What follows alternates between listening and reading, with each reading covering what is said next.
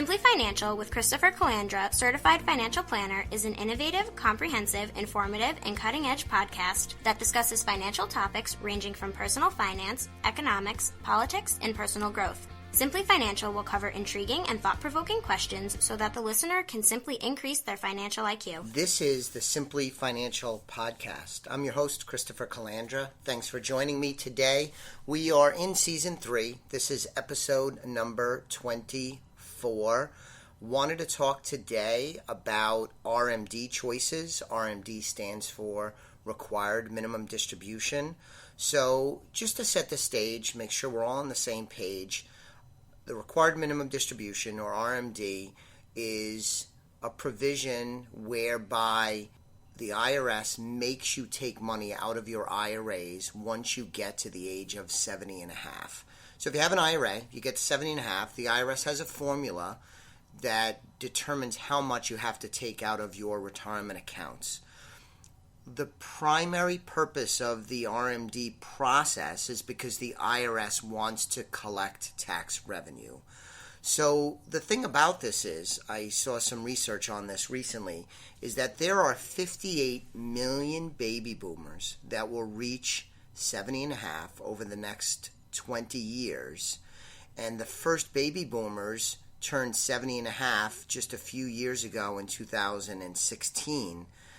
Additionally, BNY Mellon, one of the largest financial service companies in the world, projects that $10 trillion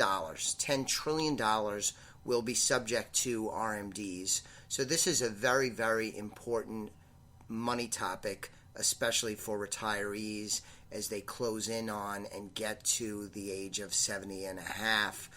So one of the big topics of discussion that we have at Elliott Wealth Management Services with our clients is how to deal with the RMDs.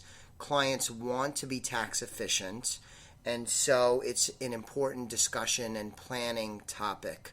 So what I wanted to discuss today is basically 5 uses of the RMD monies, things that you can do with the RMD money that you're required to take out each year. So number 1 is obvious. You could take the money and spend it.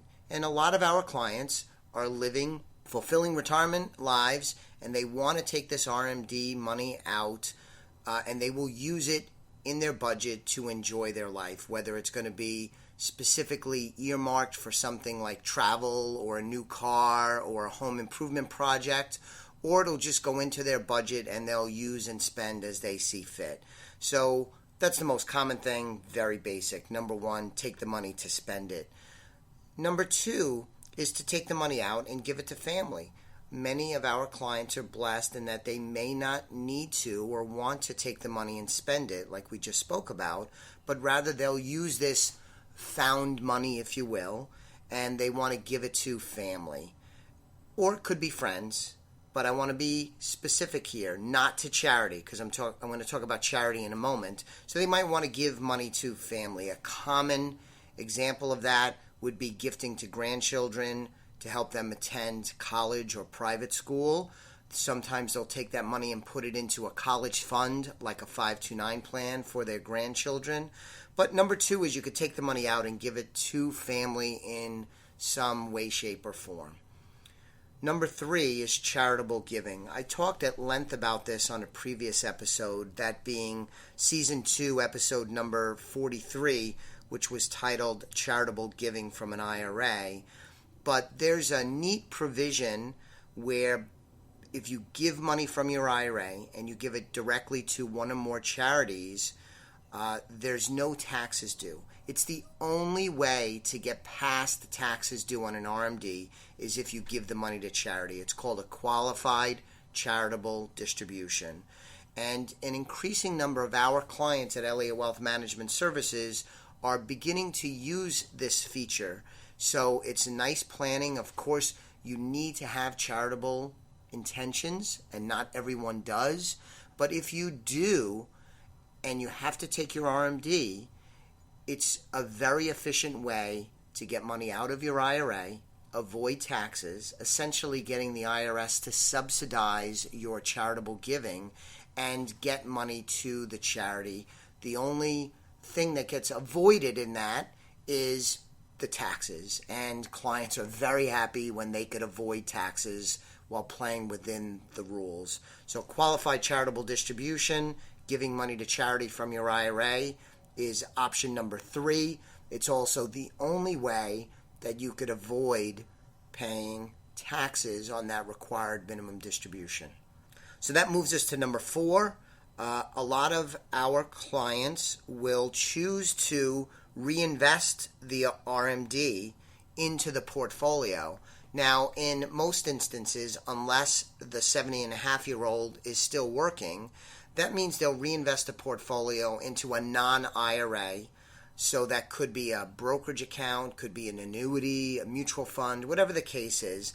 But they'll say to us, listen, I know I have to take the RMD out, but I want to keep it in the portfolio. I want to reinvest it, and I will use the money later on. So they'll reinvest the money in the portfolio.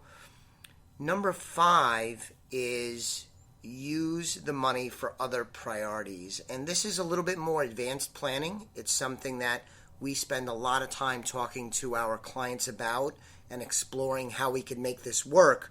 But use for other priorities. 2 good examples I'll give. If a client doesn't expect to spend all of their IRA money because they are anticipating, if everything goes according to their plan, that they'll be able to leave that money to the next generation or to their heirs, and even that could be a charity, is they can take the RMD out and possibly go and acquire a life insurance policy and use the RMD money to pay the premium on the life insurance policy. And that would give a leveraging up of the estate, because when you pay a premium, you get life insurance benefits that are above and beyond the cost of the premium. And for individuals that don't expect they're going to need their IRA money, and they do not expect that they're going to use or need their RMD proceeds, they may opt to fund the priority, which might be to leverage up their estate so that when they pass on, there's that much more money to leave to their heirs. And life insurance is a neat feature. Now, you have to qualify for life insurance, and not all 70-and-a-half-year-olds and older are eligible to get life insurance. But we've used that in a number of instances very successfully to carry out the goals and objectives of our clients. The second example I'll give where we use the RMDs to fund other priorities is to secure long-term care protection. It's another insurance play, but for many people, the biggest risk to scrambling their nest egg is if they have significant long-term care costs. And for a husband and wife who each get to 70 and a half, it's a notable risk. And there are a number of ways you could secure long-term care protection. There is pure long-term care insurance protections that are going to look and feel a lot like your car insurance or homeowner's insurance. What's also developed over these last couple of years are hybrid long-term care solutions whereby you pay a premium. It could be an ongoing premium. It could be a single premium, but you get long-term care protection so that if you need care, the policy would provide coverage. But the premium that you pay will do double duty and perhaps provide a long-term care benefit or a return of premium where you could get your money back if you canceled the policy. But for a number of our clients, long-term care protection is a key part of what they want to accomplish in their plan, and using the RMD to fund that priority is often a good use of that money. So just to review, 5 categories. You have to take the RMD, you're forced into it. What can you do with the money? You could take the money and spend it. That's number 1. Number 2, you could give the money to family, possibly in a college fund like a 529 plan for grandchildren. Number 3, you could give it to charity and take advantage of the qualified charitable distribution provision. It's the only way to get the RMD money out, comply with the IRS rules, and avoid the taxes on it. Number 4, you could reinvest the money in the portfolio so that you can use it later. And then number 5 is use that RMD money to fund other priorities, like increasing the size of your estate so that you could pass more money on to your heirs at your death, and or secure long-term care protection using one or more strategies that are available in the marketplace today.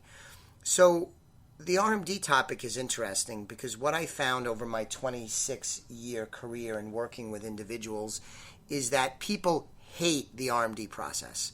And there was a recent study I saw that said that for high net worth individuals, I'm not sure of how they judged high net worth individuals, but high net worth individuals have a very negative opinion of RMDs. And I think the study literally said that 83% of high net worth individuals hate the RMD process. So it's something that's mandated. It's something that people don't like, but it does provide good planning opportunities. So what we want to do as our clients approach 70 and a half and even beyond 70 and a half to work with them on a planning level to make sure that we have a good plan for the money and that plan matches up with their individual goals and objectives. And of course, like lots of planning, what they may want at 71 might be different than what they'll want and or need at 81, but that's why working with a financial professional like me, like the rest of the team here at Elliott Wealth Management, can be so beneficial. One thing I'll point out is that there are a number of bills making their way through Congress that may change the 70 and a half RMD rules. I'm not sure if this will happen, and it could be slight changes, it could be more significant changes.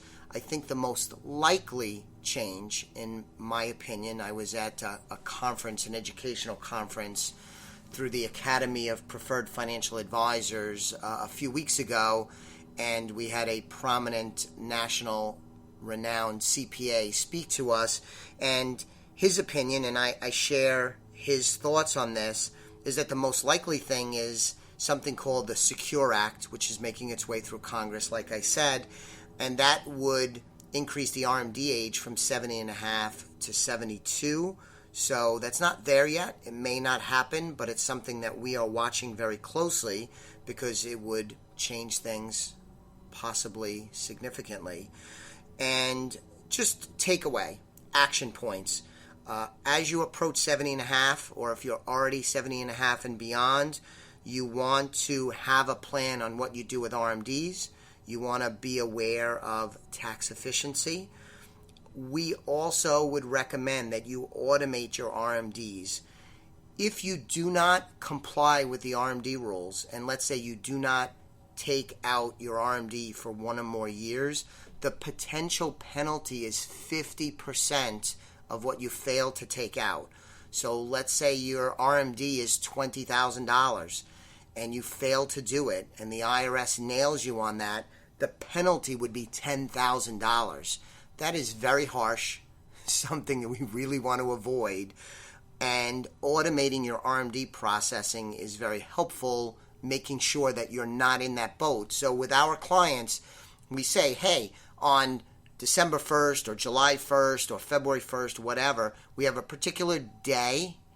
It could be once a year, could be monthly, could be quarterly, but the RMD is automatically processed. So we greatly reduce the chances that our clients don't comply with the RMD rule and greatly reduce the chances that they're confronted with a 50% penalty. So the two takeaways are have a plan and to automate your RMDs. Thanks for joining me. I have mentioned Elliott Wealth Management a couple of times during this discussion, but that's the financial services practice that I run. I have a great team. Please go to our website, www.elliottwealth.com. You could find more information about us. You could subscribe to the podcast at the site. And you can also, if you're not a client of ours already, sign up for a complimentary consultation where we could discuss your money, your plan, and how we can help you win with money. Thanks so much. I'll be back with you on an upcoming episode of the Simply Financial podcast very soon. The views expressed are not necessarily the opinion of SagePoint Financial Incorporated and should not be construed directly or indirectly as an offer to buy or sell any securities mentioned herein.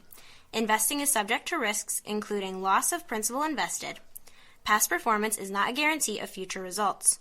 No strategy can assure a profit nor protect against loss. Please note that individual situations can vary. Therefore, the information should be relied upon when coordinated with individual professional advice. Please note, the information being provided is strictly as a courtesy. When you link to any of the websites provided here, you are leaving this website. We make no representation as to the completeness or accuracy of the information provided at these websites, nor is the company liable for any direct or indirect technical or system issues or any consequences arising out of your access to your use of third-party technologies, websites, information, and programs made available through this website. When you access one of these websites, you are leaving our website and assume total responsibility and risk for your use of the websites you are linking to. Securities and advisory services are offered through SagePoint Financial Incorporated, member FINRA SIPC. Insurance services offered through Elliott Wealth Management, LLC, not affiliated with SagePoint Financial. Simply Financial is part of the Exvadio Podcast Network. You can find Exvadio podcasts at exvadio.com/podcast, the Apple Podcasts app, iTunes Store, iHeartRadio app, Spotify, Stitcher, and wherever you find podcasts. So join us and stay informed and entertained.